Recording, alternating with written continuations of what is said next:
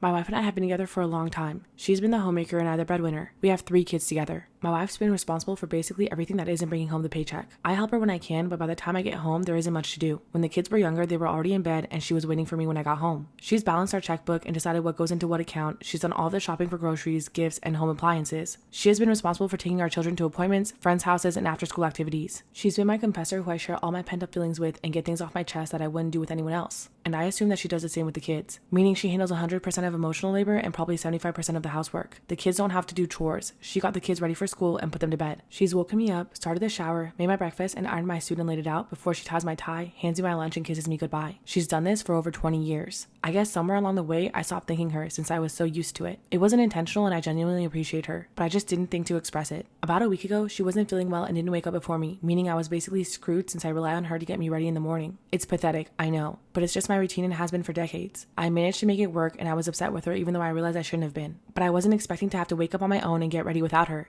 It's sad, but it's all I know. Due to me expressing my displeasure over her not getting up in time, she has informed me that I'll be on my own for the unforeseeable future. Look, I made a mistake and was wrong for getting upset, but I feel like I do have the right to be angry since I rely on her for that. I got mad at my wife and now she has informed me that she will no longer be getting me ready for work in the morning. Am I the asshole?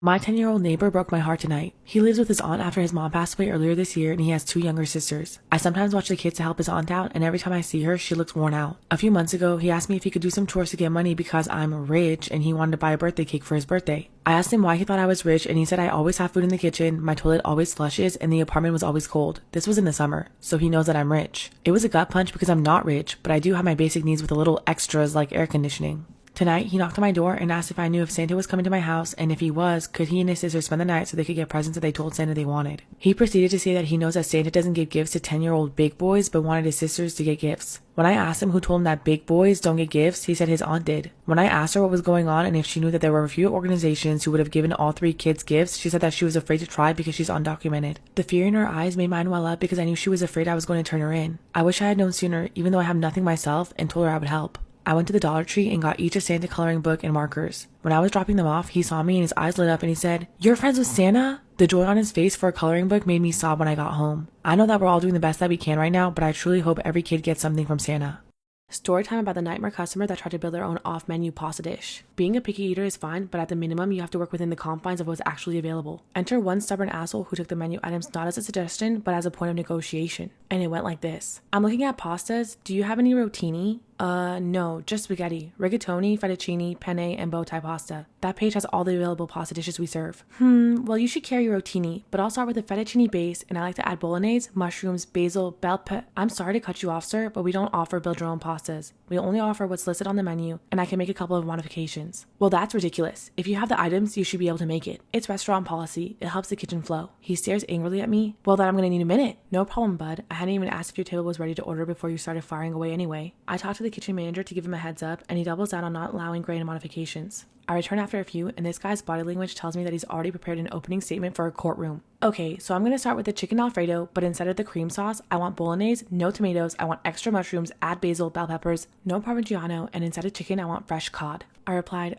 sir, I can only do a couple substitutions and our fresh cod is a separate dish entirely. Look, please talk to your kitchen, it's what I want. This guy seemed like he was trying to really impress his friends, who all looked pretty mortified. I find the kitchen manager again. He shakes his head and goes, "Alright, we'll bring in both pasta bolognese and a fresh fish of the day. $42 pasta. Bravo, buddy." The table gets their food, and this guy flashes me the most idiotic smirk like he just got one over on us. See, that wasn't so hard. And by the way, it's delicious. You should think about adding it to your menu. This self-satisfied piece of work. They finally get the bill, and this dude's face is priceless. Well, there definitely was a price to his expression, about $42. He goes, "Did you really charge me for 2 entrees?" I said, "Yes, I told you the cod was a separate dish." He didn't have much room to argue there. Thankfully, his friend paid and left a fat tip, probably out of vicarious embarrassment. Story time about how I broke the news to my very religious family that I was single and pregnant. Disclaimer, this is not my story time, it's sending me on Instagram. My parents are very religious and super strict. I was never allowed to have boyfriends or even talk to boys or even have guy friends. My girlfriends only could come over to my house and I could never go over to friends' houses. I was never even allowed to go to parties. Anytime I needed to make a phone call, my parents would monitor the phone call, so there was absolutely no way I could get away with anything. And I never even lied to them. I got straight A's and graduated valedictorian from my high school. When I turned 18, I went to the university my parents wanted me to go to. My parents are very rich and have have lots of money, so I knew that they would get me into whatever university they wanted me to go to. When I finally got accepted into university, I begged them to let me stay on campus, even though we're only a 2-hour drive away from the university. I wanted to have privacy, and of course, I wanted to feel like a grown-up. After months and months of convincing my parents, they finally said yes. They even got me a private dorm so that I wouldn't have to share my room with anyone. For the first time in my life, I had independence and I could make my own decisions. But still, all in all, I was a pretty good girl. I would go to class, go study at the library, and then go back to my dorm. I never went to any parties, but I did start making friends. One of these friends was a really wild girl. She was in my dorm building, and she pretty much did everything I ever wanted to do. She was wild and crazy, and I just wanted to be like her. She started inviting me to all these house parties, and I didn't know how to say no. I went to one of them and I met this really cool guy. At least I thought he was cool at the time. We spoke all night and he tried to make me believe that he was this perfect little boy, and of course, I fell for it. After hanging out a few more times, we did the dirty, and then he ghosted me. This was the first time I had done anything like that, and I was really heartbroken. I was convinced that this guy was gonna marry me. That's how naive I was. After the last time I'd seen him, I realized that I hadn't gotten my period, and when I checked my calendar, it had been 2 months since I got my last period. Now you may ask why I didn't notice this before. Pretty much because I was studying all the time. I never really gave myself any breaks, and I was constantly reading books and doing homework. I basically lived in my books. When the realization of not having my period for 2 months came in, I was devastated and I knew that I was pregnant. I ran to the nearest drugstore and got a test. When I saw that it was positive, the first thing I did was call the boy. But like I said, he had ghosted me. But this time he did answer the phone because it had been a few months. I told him that the test was positive. He told me the baby wasn't his and then he hung up. Unfortunately for me, I had no idea where he lived. I decided to Google his name and apparently he didn't even go to the university that I was going to. He was just a friend of some guy that went there. Finally, Christmas break arrives. I was 4 weeks pregnant and I showed up to my parents' house. Part 2 is up. Part 2 of how I broke the news to my very religious parents that I was single and pregnant. Disclaimer, this is not my story time, I was sending me on Instagram. I was 4 weeks pregnant, the guy that got me pregnant had ghosted me, and I knew I had to go home for Christmas from university. I had thought of how I was going to tell my parents and I even wrote them a letter. I was simply going to hand my parents the letter as soon as I got home. But when I got there, they were so happy to see me. I hadn't been home for a few months and I could tell that they really missed me and I just didn't want to spoil the moment. So instead of telling them the first day, I waited until the second day. I came out from my bedroom and my mom asked me why I looked so pale. This is when I just said it. I'm pregnant. My mom instantly began to cry and asked me what happened. I could hear my dad coming down from the stairs. I turned around and said to him, I'm pregnant. When my dad saw my mom crying, he sat down on the couch and said nothing. And this was scarier than him yelling at me. My mom joined him on the couch and then I sat on the floor right next to them. That's when I just decided to tell them the truth. From beginning to end, I told them exactly what happened. Then my dad said, don't worry, we will help you.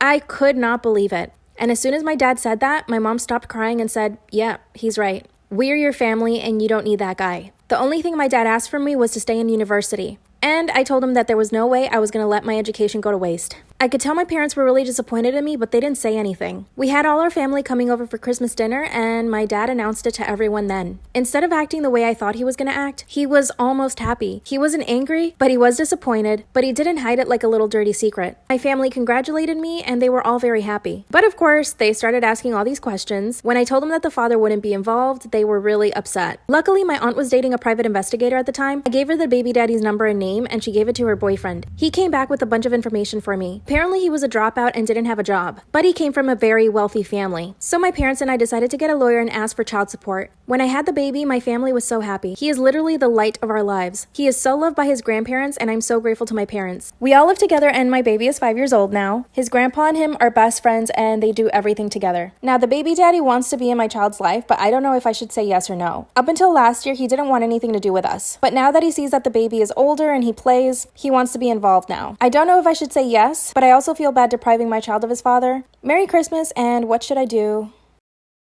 Am I the asshole for asking my son and daughter-in-law for a copy of the key to the new house they bought? 2 weeks ago, my son Ethan, 27, and his wife Jess, 30, bought a small one-story house in the town we live in. After settling down, they invited us for a small party for the occasion. We sat for dinner and talked about the house a bit. Me, my husband, and Jess continued conversing after Ethan excused himself to take an important call. Jess showed me the original key to the house, and I asked if she made copies yet, and she said no. I said that she should and also give one copy to me as well. She looked at me funny and asked why she should, and I explained it's necessary in emergencies. She rudely said, I don't know what kind of emergency would require you having a key to our house. Sure wouldn't be a fire incident. Am I the asshole for asking my son and daughter-in-law for a copy of the key to the new house they bought? She obviously didn't seem to have any idea that a fire incident wasn't what I meant, and I got offended by her sarcasm. I pointed out that it's not just her decision because this is my son's house as well. She smiled, trying to be polite, and stated that the only ones who contribute towards the house get a copy and that I don't need one anyway. She also assured me that my son will have the same answer for me, basically saying don't bother bringing this up to him because he'll tell you the same thing. But I did, and she spoke on his behalf the entire argument, repeating what she said over and over. She called me pushy and I called her rude and disrespectful.